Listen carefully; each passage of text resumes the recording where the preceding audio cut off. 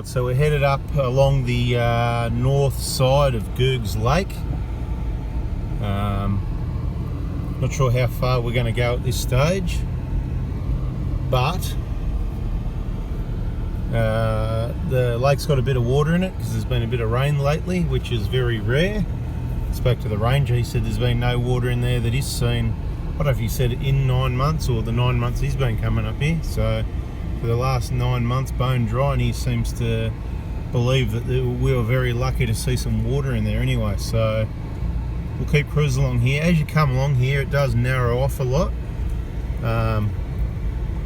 Quite overgrown, so don't want to bring your shiny new 200 series Sahara down here if you don't want to get a few scrapes and scratches maybe.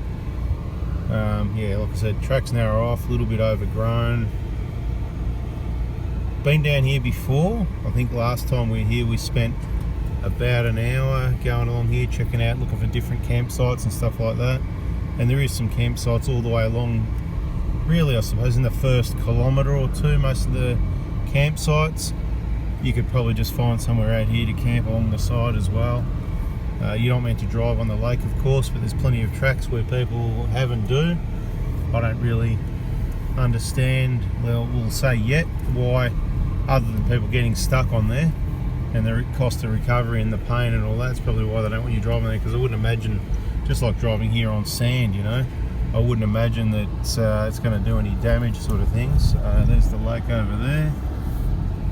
We'll cruise along here a bit further and let you know what we find. Oh, what's going on here?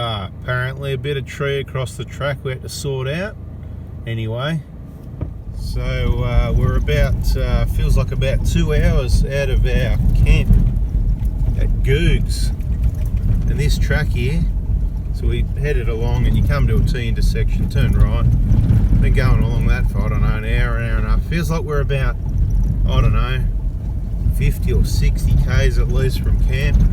Pretty slow going road. What are we doing? About 20, 30 k's most of the time? Something like that, yeah. So, some rock holes. Can't remember what they're called, but I'll show you when we get there. But probably a fairly long drive out of the camp. It's going to fill in a good few hours, because if it's 2 hours each way plus a bit of time looking, it's a good 5-hour trip. So stay tuned so we can show you the pot of gold at the end of the rainbow. Or is there not a pot of gold at the end of the rainbow after all? Oh, here we are a couple hours later. Nalara rock hole. Righty tighty. Oh, and there's a rock. Look at that. It's a rock.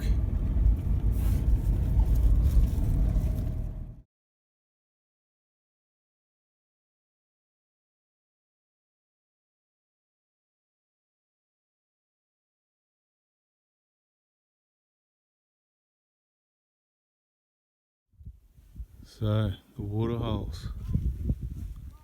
Showed you the photos. That's the best water holes we've seen. This is the top. Not a bad view. See across the ranges over there. That's where the cars are parked, so you got to probably walk a couple hundred metres from the cars up the hill.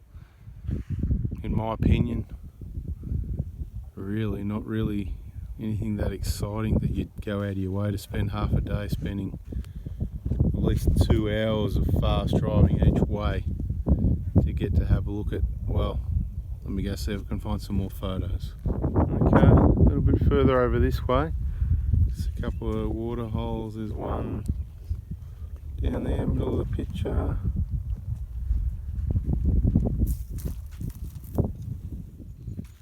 Rock hole there. Rock hole, starting to get a bit more interesting.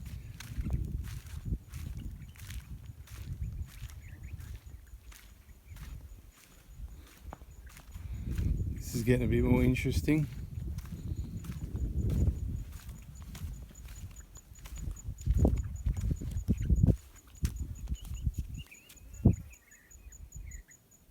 Dead cow.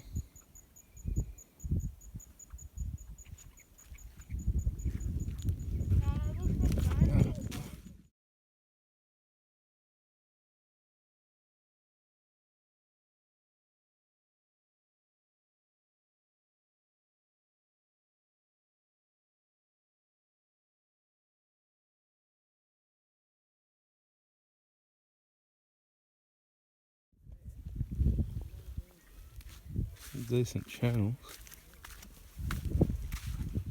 Run down.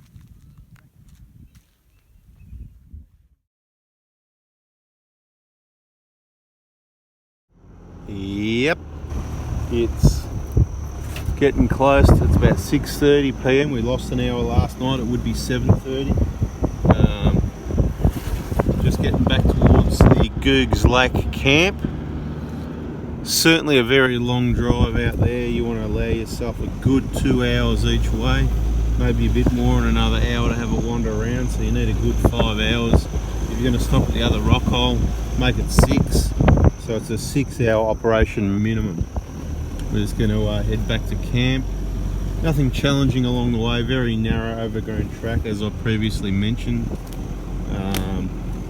but quite straight. Mainly just the small corrugations that are annoying. Would have been nice to be back here to get a few photos of the lake, but we just got to get back and organise some dinner now.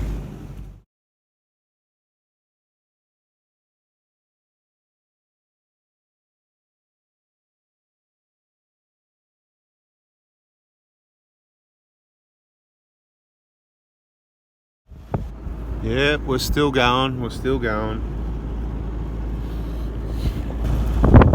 6:30 p.m.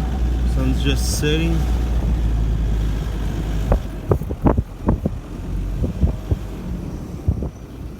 How you going?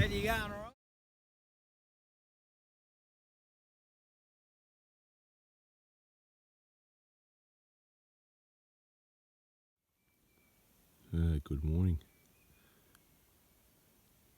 6:20 a.m.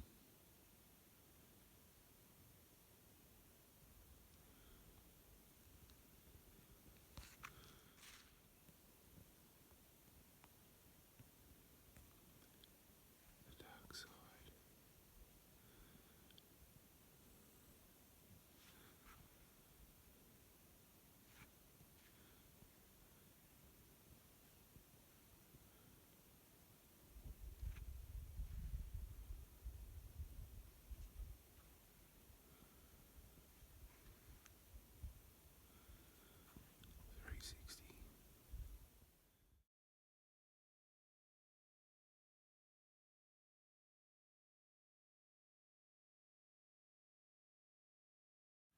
A little bit of information for anyone that's been following along with this storage system and these fridges.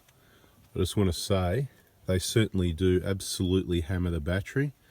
At the moment, at least one of the compressors is running. This is the next morning, early just after sunrise.